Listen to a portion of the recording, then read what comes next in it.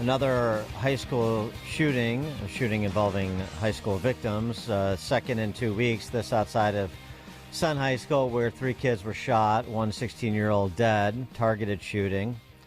It was enough for BLM Brandon to actually show up and address the issue, and this is what he said.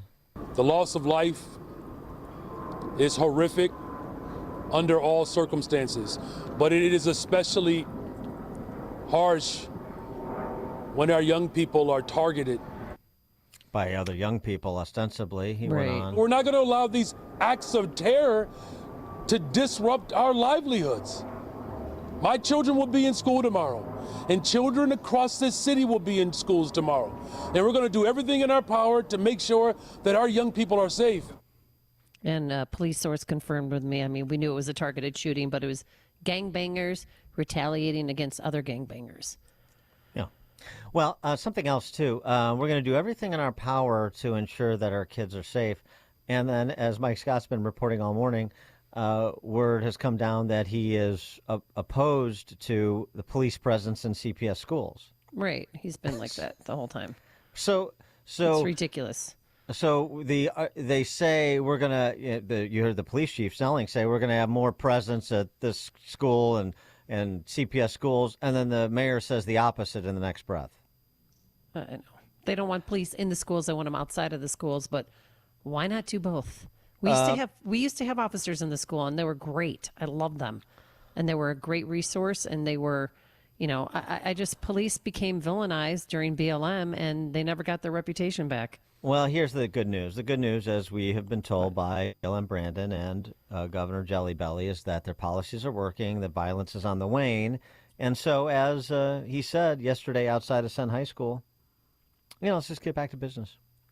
For more on this, we're pleased to be joined by Rafael Mangual, Senior Fellow and the Head of Research for the Manhattan Institute's Policing and Public Safety Initiative, also the author of the book Criminal Injustice: What the Push for Mass Decarceration and Depolicing Gets Wrong and Who It Hurts Most.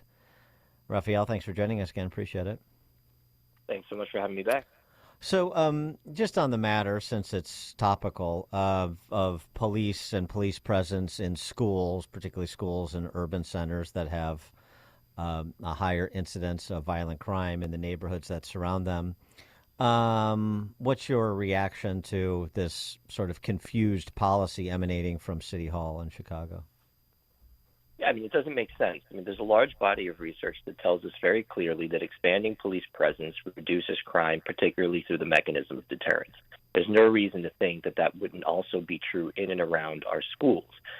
What these activists do is that they hang their hats on these viral incidents where a school resource officer happens to use physical force against a student on camera, and it doesn't look good, and they use that to smear the entire enterprise. And they say, well, this is a common occurrence. We have to therefore protect our kids from the real threat, which are the school resource officers. And so we should take these, bias agents of the state, these occupiers, off campus. The reality, of course, is that the data don't support that narrative at all. In New York City, for example, a school resource officer is actually more likely to be injured by a student than a student is to be injured by a school resource officer. And so it's just part and parcel of the broader debate about policing and criminal justice. There's a lot of incoherence on the left, right? You'll hear people on the left say, we can't arrest our way out of a crime problem. But, in the gun control debate, we'll say that, we can absolutely regulate ourselves out of this problem.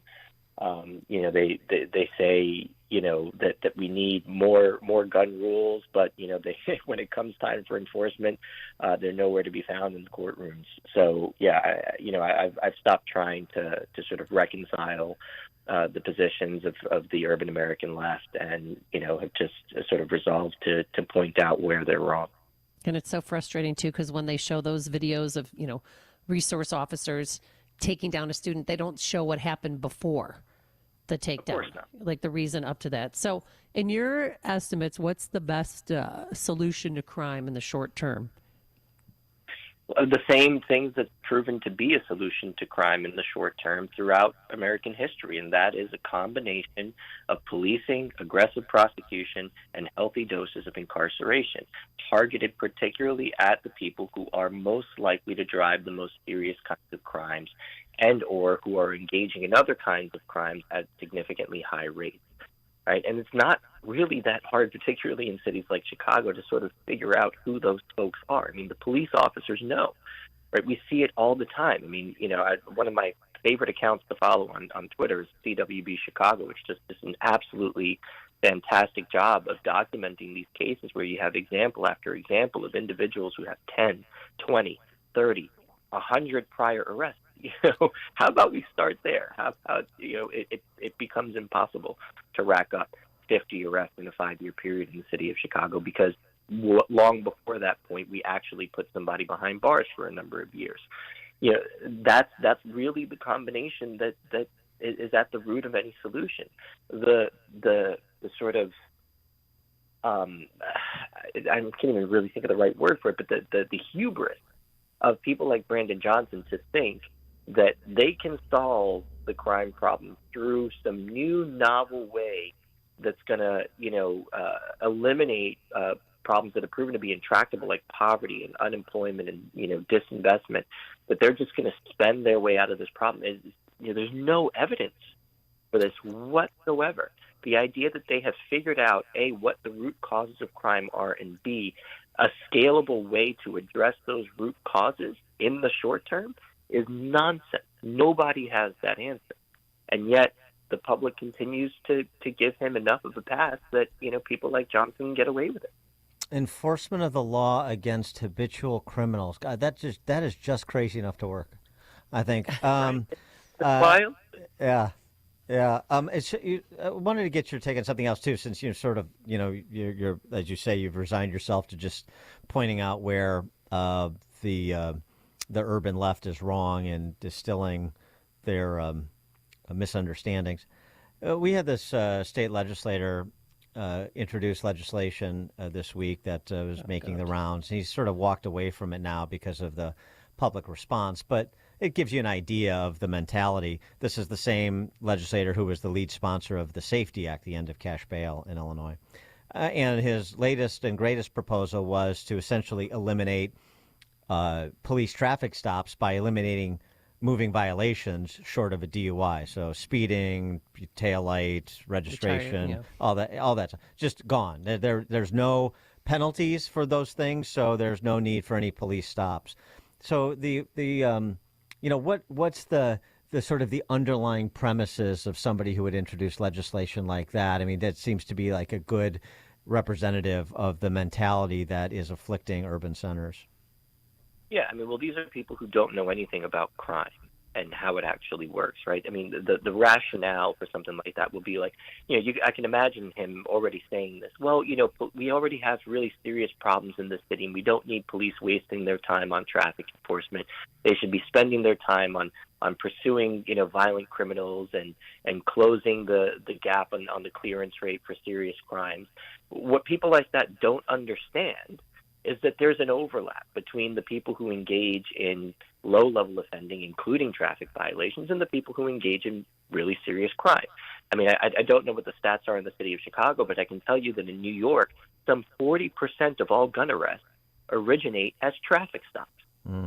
Gee, it actually turns out that if people break the law and you stop them for it, sometimes you discover that they're breaking other laws, more serious ones. And God knows how many traffic stops end up, with the police officer discovering an open warrant or somebody who's wanted for some reason in the car. Right? Yeah. They just don't understand the elements of a broader enforcement program that is absolutely necessary for tackling the serious violence problem in cities like Chicago, New York, LA. I just say, look at Timothy McVeigh. I mean, they pulled him over because he had an expired plate, and he was the Oklahoma City bomber. So I'm glad it's going nowhere. These individuals would have the public lose out on all the benefits associated with those programs. Oh, and by the way, research shows time and again that keeping police involved in traffic enforcement actually reduces traffic fatalities and injuries. it turns out that people also respond to the very same incentives on the street with respect to, more conventional forms of crime when they see police in the same way that they do on the highway. So, there really isn't any kind of coherent case for doing this other than, saying, well, look, I'm serving the interests of the radical left here that ultimately wants to defund or dismantle or abolish the police, but I'm not willing to go that far, so I'm just going to throw them yet another bone and, let the bodies pile up on the side because no one's actually going to hold me accountable. Rafael Mangual, Senior Fellow, Head of Research for the Manhattan Institute of Policing and Public Safety, that initiative. Also the author of Criminal Injustice, What the Push for Mass Decarceration and Depolicing Gets Wrong and Who It Hurts Most. Rafael, thanks as always. Thank you. Thank you. And he joined us on our turnkey.pro answer line. Hear about the big stories of the day, then talk about them right here on Chicago's Morning Answer on AM 560. The Answer. It's a new year, and that means New Year's resolutions. Hi, Amy Jacobson here. And if one of your New Year's resolutions was to do more to help others, then we want to let you know that you still have the opportunity to make a difference in the lives of children in Latin America and the Caribbean through Food for the Poor. Your donation of just $80 provides food for an entire year for 2 children. That's life-changing. Just because the Christmas season